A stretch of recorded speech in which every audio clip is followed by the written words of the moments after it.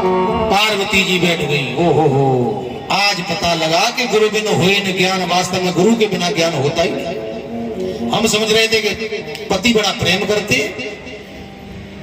काली का विकराल रूप बना करके पार्वती जी खड़ी है। शंकर जी संध्या के समय जैसे ही कैलाश पर्वत पे आए, जो शंकर जी ने देखा है, आज दरवाजे पे खड़ी है माता पार्वती जी, लेकिन भेष पार्वती का नहीं है, भेष तो साहब काली का बना हुआ है, विकराल। शंकर जी समझ गए कि इस समय बोलना ठीक नहीं है, और ये कथा नहीं है, जीवन को समझने के लिए है।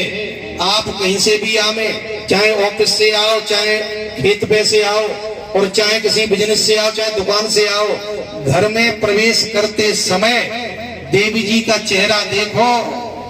हाँ, और चेहरा देख करके पता लग जाता है कि देवी जी की हालत क्या है।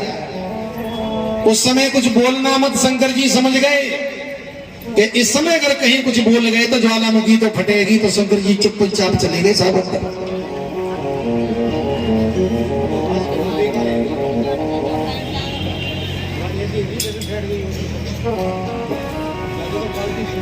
फ्रेंड्स, यह श्रीमद् भागवत कथा पीपल वाले हनुमान मंदिर बस स्टैंड भिंड पर आयोजित की जा रही है, जिसे आप देख पा रहे हैं। फ्रेंड्स, शंकर जी नहीं बोले, अंदर चले गए, लेकिन देवी जी कहाँ मानने वाली थी साहब, पीछे ही चली गई।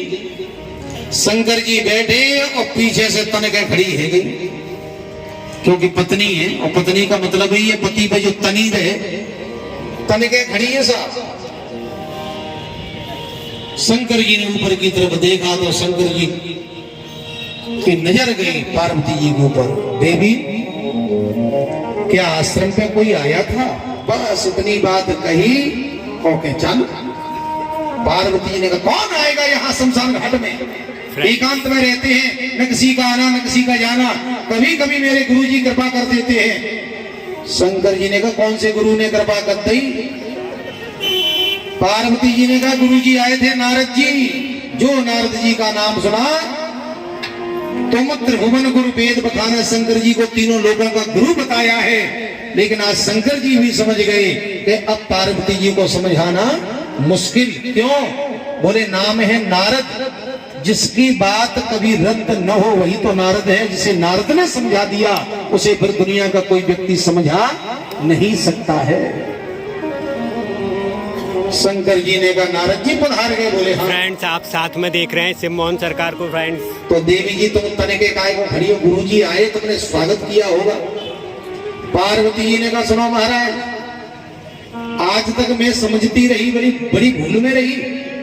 कौन सी भूल में? पार्वती जी करी मैं इस भूल में रही कि मैं आपको बहुत बड़ा अपना प्रेमी समझती रही, लेकिन आज पता लगा आप प्रेमी नहीं, आप तो बहुत बड़ी कपटी है। शंकर जी ने कहा, देवी बुरा मत मान, कपटी का मतलब है जो अपने प्रेमी से कुछ छुपाता है, लेकिन मैंने तुमसे कुछ छुपाया नहीं है। जो भी चीज मैंने देखी है, जो दर्शन किया है, जो मंत्र मिला है, आपको बताया है, कुछ नहीं छुपाया।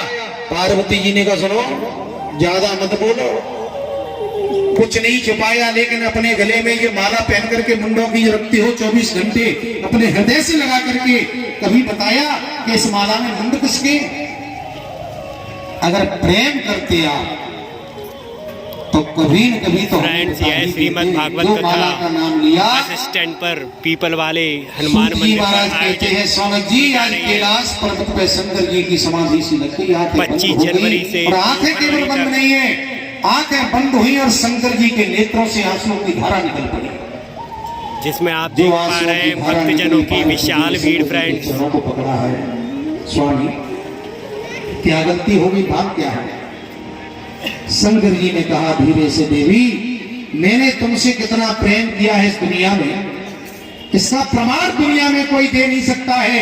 अगर हमारे तुम्हारे प्रेम का प्रमाण है दुनिया में, तो वो केवल ये माला है। पार्वती जी ने कहा, बात समझ में नहीं आई, हमारे तुम्हारे प्रेम का प्रमाण ये माला कैसे हो सकती है? शंकर जी ने कहा, देवी आपने जब जब इस शरीर को छोड़ा, वैसे तो आप जगदम्बा है, पराम्बा है, आदिशक्ति है, लेकिन लीला सिद्ध करने के लिए आपने जब जब शरीर को छोड़ा, तो ये वियोग मेरे से असह्य हुआ है।